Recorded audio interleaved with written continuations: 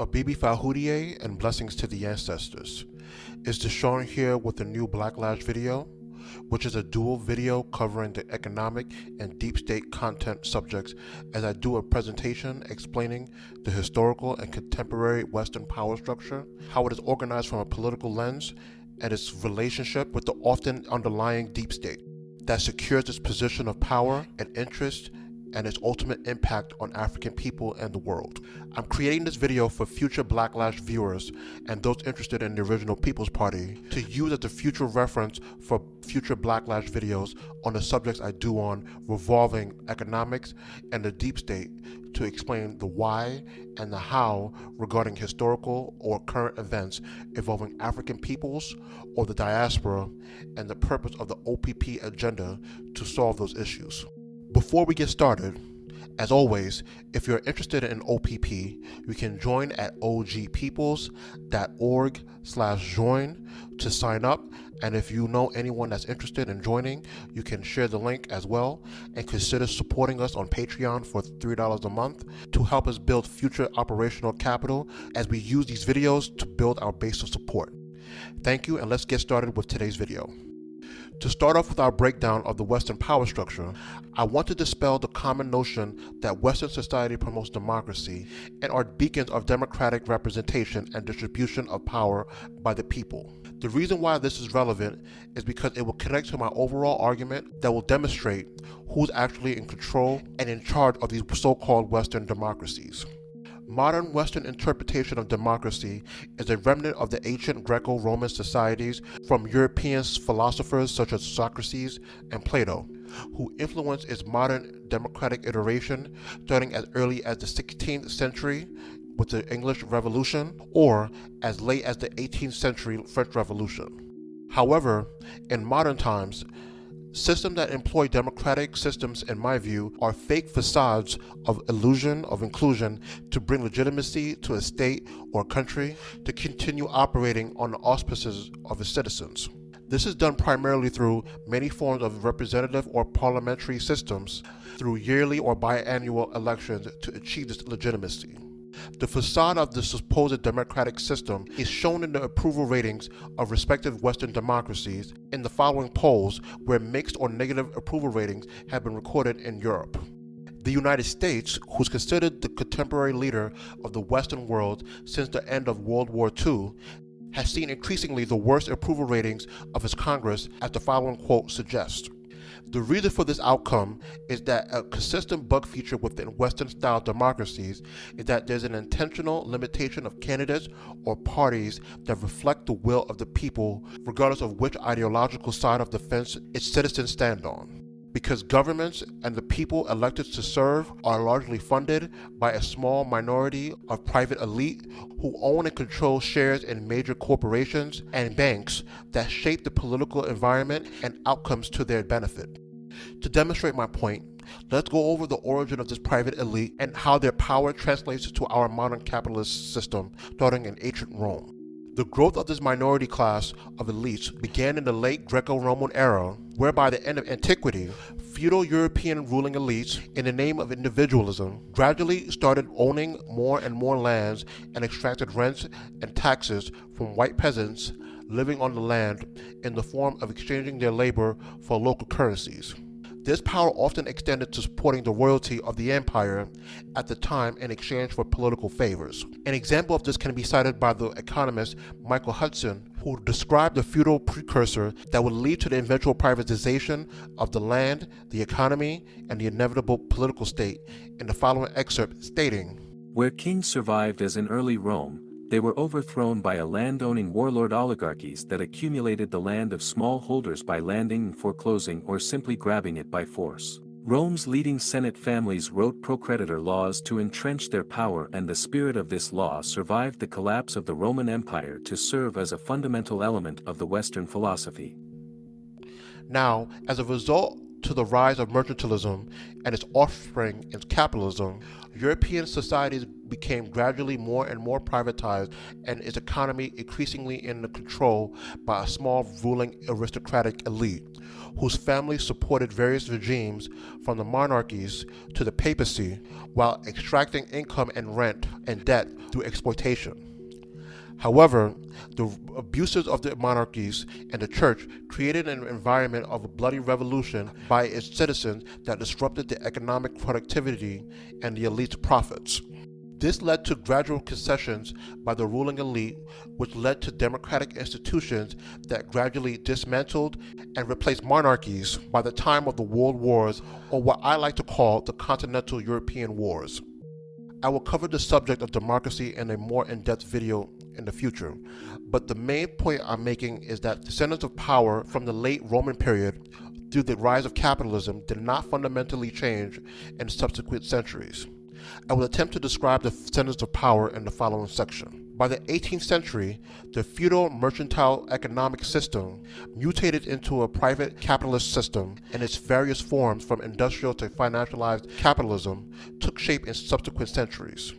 Contemporarily, millionaires and billionaires who made their wealth through starting small businesses or building monopolies are those who constitute the ruling Western elite. They run these entities through corporations, hedge funds, and private equity that own and operate industrial and manufacturing companies that produce the basic consumer goods that is typically consumed by the public, such as foods or basic household items, or advanced technology for industrial use, such as machines or equipment, or for social purposes, such as creating healthcare products. As described in the first Blacklash video, a key component of this capital ownership is control over natural resources, or known as raw materials.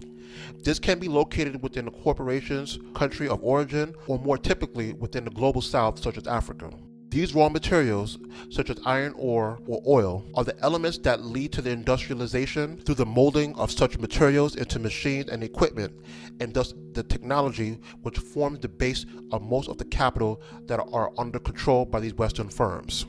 In sum, these Western elites use this form of control over capital to create and set monopoly prices on produced goods, offering financing through industrial or infrastructure loans to promote development through their banks, thus influencing so-called democratic governments through campaign donations and other forms of legalized bribery, which shapes the political outcomes in Western societies that entrench their economic power and their interests. Carol Quigley explains the organization of this capitalist economic system and its influence over government in the following excerpt, stating, "It must not be felt that these heads of the world's chief central banks were themselves substantive powers and world finance. They are not. Rather, they are the technicians and agents of the dominant investment bankers of their own countries who had raised them up and were perfectly capable of throwing them down. The substantive financial powers of the world are in the hands of these investment bankers, also called international or merchant bankers, who remain largely behind the scenes in their own and unincorporated private banks. These banks formed a system of international cooperation and national dominance which was more private, more powerful, and more secret than other agents in the central banks. This dominance of investment bankers was based on their control over the flows of credit and investment funds in their own countries, and throughout the world they can dominate the financial and industrial systems of their own countries by their influence over the flow of current funds through bank loans, the discount rate, and did rediscounting of commercial debts. They could dominate governments by their control over current government loans and the play international exchanges." Quigley goes on to continue by stating, The efforts of financiers to organize ownership of control, aided by the great capital demands of modern industry, this was achieved by stock splitting, issuing securities of low par value, plural voting stock, non-voting stock, pyramiding of holding companies, election of directors by co-optation, and similar techniques. While financial capitalism was weaving the intricate pattern of modern corporation law and practice on one side, it was establishing monopolies and cartels on the other. Both helped dig the grave of financial capitalism and pass the range of economic control on to monopoly capitalism. This process is implemented not only domestically at home in the form of corporate monopoly control and lower wages through union busting, or importing cheaper immigrant labor, but it's also implemented in the global south, such as Africa, where governments become beholden to foreign Western capital in the form of IMF/World Bank loans or European banks that entrap African countries with a cycle of resource extraction in exchange for indebtedness, poverty, and depressed wages and standards of living, which prevents internal development.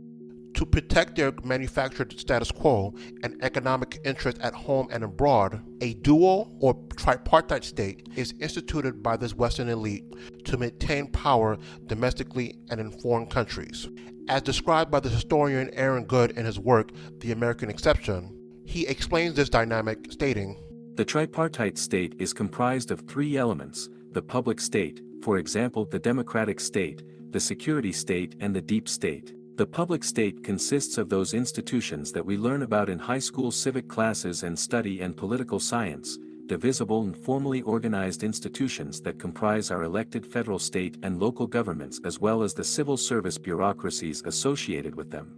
The security state is composed of those institutions in charge of maintaining security domestically and internationally. Notable security state organizations include the Pentagon, the Central Intelligence Agency, and the Federal Bureau of Investigation. This dual or tripartite state is underpinned by what Good calls the deep state, or more specifically, the intelligence/covert operational elements that this Blacklash series is partly based on from an African and African diaspora perspective. This will transition us going in depth into the relationship of the Western deep state and its economic elite. The relationship of the Western power structure and its deep state is an insidious arrangement where the elites and its corporate shareholders finance the security entities such as the military, the CIA, or its European intelligence counterparts like the MI16 to conduct covert operations to protect not democracies, but the Western elite's economic interests at home and abroad in respective regions of the world in which it operates. An earlier precursor to this relationship between the political state and the economic interest is seen during the early stages of colonialism, where European entities such as the British East India Company or its French or Dutch competing counterparts waged wars against each other and against the majority of the planet between the 16th and 19th centuries, organizing a unique corporate structure alongside a standing army to wage war and to occupy eventual colonies by a legal authority by issuance of company charters by their respective governments of origin. This allowed agents of the corporations not only to extract the economic of the foreign regions which they operated in, such as mining and other tropical goods that would be used for industrial use, but also develop security entities to ensure a stable political environment through local ethnic or regional alliances, to divide and conquer, or to gather intelligence to thwart threats with the end goal to allow its companies and investors to conduct trade and extract resources. Starting in the 19th century toward the 20th century, the cost-benefit analysis of slavery and colonialism became less efficient, which will eventually lead to the transition of neocolonialism in the modern era post the independence of many former European colonies. This benevolent act replaced the formal physical occupation of lands and the colonial status of African people with indirect rule, as described by the British colonial officers like Governor General of Nigeria, Frederick Lugard, where the Western elite trains select individuals to serve their interests, as I described earlier, by using the capital at their disposal to finance and orient African governments. Lugard summarized this point in his work, The Dual Mandate of British Tropical Africa, in the following excerpt. The natural spokesman. The first is that the ideal of self-government can only be realized by the methods of evolution which have produced the democracies of Europe and America, viz., by representative institutions in which the comparatively small educated class shall be recognized as the natural spokesman for the many. This method is naturally in favor with the educated African. Whether it is adapted to peoples accustomed by their own institutions to autocracy, albeit modified by a substantial expression of the popular will and circumscribed by custom, is naturally a matter on which opinions differ. The fundamental essential, however, in such a form of government is that the educated few shall at least be representative of the feelings and desires of the many, well known to them, speaking their language, and versed in their customs and prejudices. For additional information and context, examples of Lugard's ideal Western educated African and the power arrangement with local rulers is stated between pages 79 to 80 and 205 to 213 respectively, if you guys want to follow up. But I just don't want to make this video too long to make my point. I state this historical example to exemplify the modern security iteration of private Western elites' relationship with the deep state by having local Western assets available by intelligence agencies to protect their economic interests at home, but also in foreign markets, which includes, but not limited to, the key strategic raw materials mentioned before in mineral-rich regions such as the Congo that are essential inputs for industrial development and production, which ultimately constitutes, in my view, the root of Western capital's power. These intelligence agencies monitor and thwart threats that may threaten mining operations and or related industrial or processing of such raw materials. To do this, they make alliances with leading government officials, local or rival ethnic groups, or political opposition through missionaries, non-governmental agencies called NGOs, or the criminal underworld to gain informants and organize counterintelligence operations to deter undesirable outcomes, as explained in Blacklash Episode 2.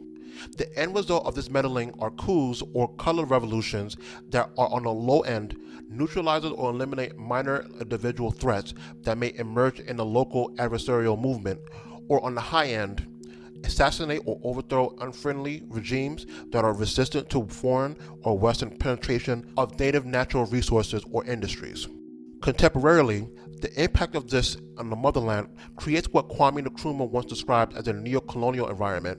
where Africa is subjugated by foreign forces dominated by the West and competing Asian powers that orient African economies into outflowing its natural resources and minerals to those respective players at cheap, low prices. Furthermore, the same power elite I described earlier in this video use its capital not only at home in the West, but also in foreign markets where already existing capital control of present African infrastructure and industry dating back to the colonial era, as I explained in Blacklash Episode 3, to ultimately corrupt and select political parties, ruling elites, or worst, dictators, contrary to their supposed democratic values, to be elected to government that will orient a favorable geopolitical environment that will perpetuate African exploitation through acquiring its vital resources or raw materials and labor at cheap cost and selling back those finished industrial goods made with those materials in the form of higher prices or Western loans or debt that will perpetuate the ongoing cycle of indebtedness and poverty and rolling crises. So in conclusion, I hope the description I provided of the Western power structure demonstrate the current reality that the African continent and will provide a future reference for you guys to use as context for future deep state videos that I'll be doing regarding Africa and the diaspora, and also a better, wider understanding of the ultimate purpose of the OPP agenda to solve these particular problems listed in this video. So with that being said, if you're interested in joining OPP, the link will be in the description below, and consider supporting us on Patreon for $3 a month if possible. Until next time, Abibi Fahudie, and blessings to the ancestors.